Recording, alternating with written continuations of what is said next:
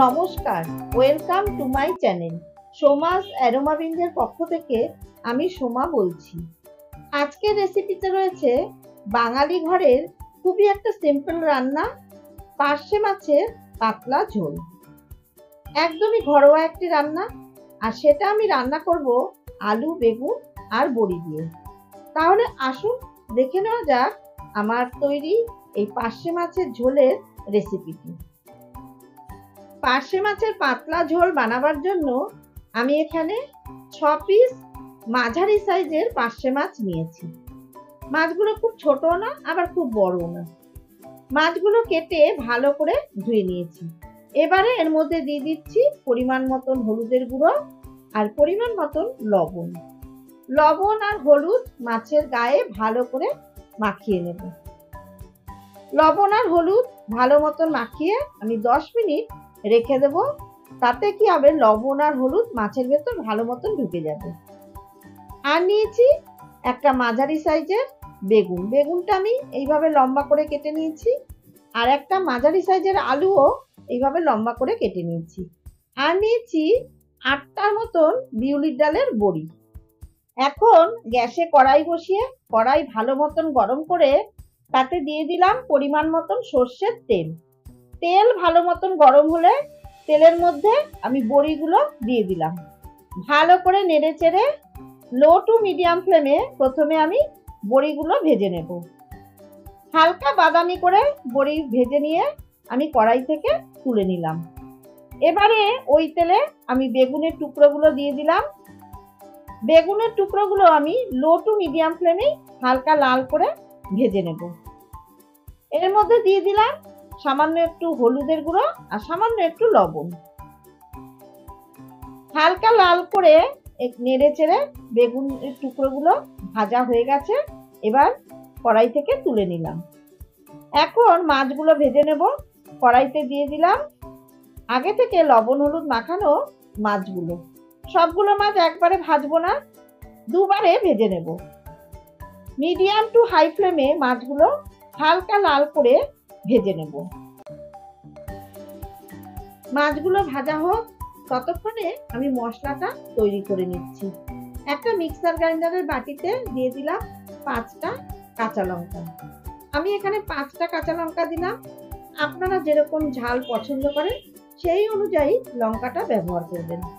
একটা মাঝারি সাইজের টমেটো কুচি, 1 টিস্পুন ধনের গুঁড়ো আর 1/4 টিস্পুন হলুদের গুঁড়ো দিয়ে দিলাম। আর দিলাম সামান্য একটু জল। এবারে একটা মিহি পেস্ট তৈরি করে নেব। আমি কিন্তু পরে আর কোনো রকম মশলা ব্যবহার করব না। যতটা মশলা আমার প্রয়োজন আমি এখানেই সবটা দিয়ে দিলাম। মিহি পেস্ট আমার তৈরি করে নেওয়া হয়ে গেছে। এদিকে আমার মাছও 1 পিঠ ভাজা হয়ে গেছে। এবার মাছগুলো আমি উল্টে দিলাম। উল্টে পাল্টে মাছ হালকা লাল করে ভেজে আমি এবার একটা পাত্রে তুলে নিচ্ছি। একইভাবে আমি সবগুলো মাছ ভেজে নেব। উল্টে পাল্টে হালকা লাল করে বাকি মাছগুলো ভাজা হয়ে গেছে। এবার কড়াই থেকে মাছগুলো তুলে নিচ্ছি। ওই কড়াইতে আমি আরো 1 টেবিল স্পুন পরিমাণে সর্ষের তেল দিয়ে দিলাম। তেল একটু নেড়ে চেড়ে দিয়ে দিলাম 1/4 টিস্পুন কালো জিরে। আর 10 সেকেন্ড ফোড়নটা একটু নাড়াচাড়া করে দিয়ে দিলাম লম্বা করে কেটে রাখা আলু। আলুর মধ্যে দিয়ে দিলাম সামান্য একটু লবণ। এখন মিডিয়াম টু হাই ফ্লেমে 2-3 মিনিট ধরে আলুর টুকরোগুলো ভেজে নেব। আলু 2-3 মিনিট সময় ধরে ভেজে নেওয়ার পর এর মধ্যে আগে থেকে তৈরি করে নেওয়া মশলার পেস্টটা দিয়ে দিলাম। আর দিলাম সামান্য একটু মশলার বাটি ধোয়া জল। একটু নেড়ে চেড়ে ওর মধ্যে দিয়ে দিলাম স্বাদ মতন লবণ আর সামান্য একটু চিনি। যেহেতু এটা সবজি দিয়ে বানাচ্ছি এই মাছের ঝোলটা, তাই জন্য একটু চিনি দিলে স্বাদটা ভালো হবে। এবারে আলুর সাথে মশলা ভালো মতন কষিয়ে নেব। অনবরত নেড়ে চেড়ে মশলা ভালো মতন কষানো হয়ে গেছে। আর দেখুন মশলা থেকে তেল ছেড়ে দিয়েছে। এবারে এর মধ্যে দিয়ে দিলাম পরিমাণ মতন জল। আমি এই মাছের ঝোলের মধ্যে কোনো রকম শুকনো লঙ্কার গুঁড়ো বা কাশ্মীরি লঙ্কার গুঁড়ো ব্যবহার করিনি। তাও দেখুন মাছের ঝোলের কালারটা কত সুন্দর এসেছে। এবার হাই ফ্লেমে আমি ঝোলটা একটু ফুটিয়ে নেব। এবার ফুটিয়ে নিয়ে ভেজে রাখা মাছ আর ভেজে রাখা বড়ি দিয়ে দিলাম, আর দিলাম 3টে চেরা কাঁচা লঙ্কা।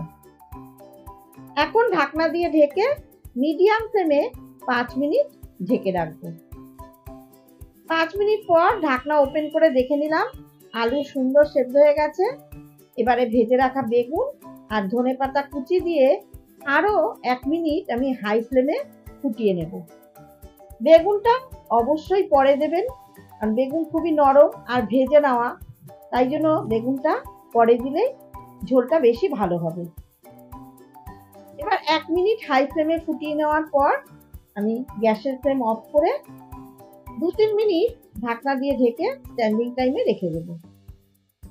তৈরি হয়ে গেল পার্শে মাছের আলু বেগুন বড়ি দিয়ে পাতলা ঝোল।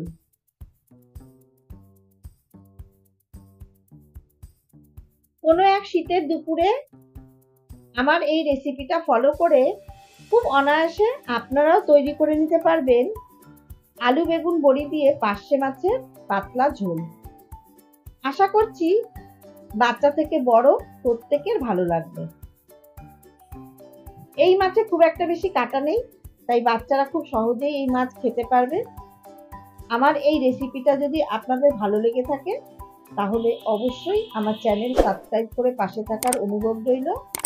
বেলটাতে প্রেস করে অল নোটিফিকেশন অন করে রাখবেন, তাহলে এরকম নিত্য নতুন রেসিপির আপডেট খুব তাড়াতাড়ি আপনার কাছে পৌঁছে যাবে। অবশ্যই লাইক কমেন্ট ও শেয়ার করবেন। ধন্যবাদ।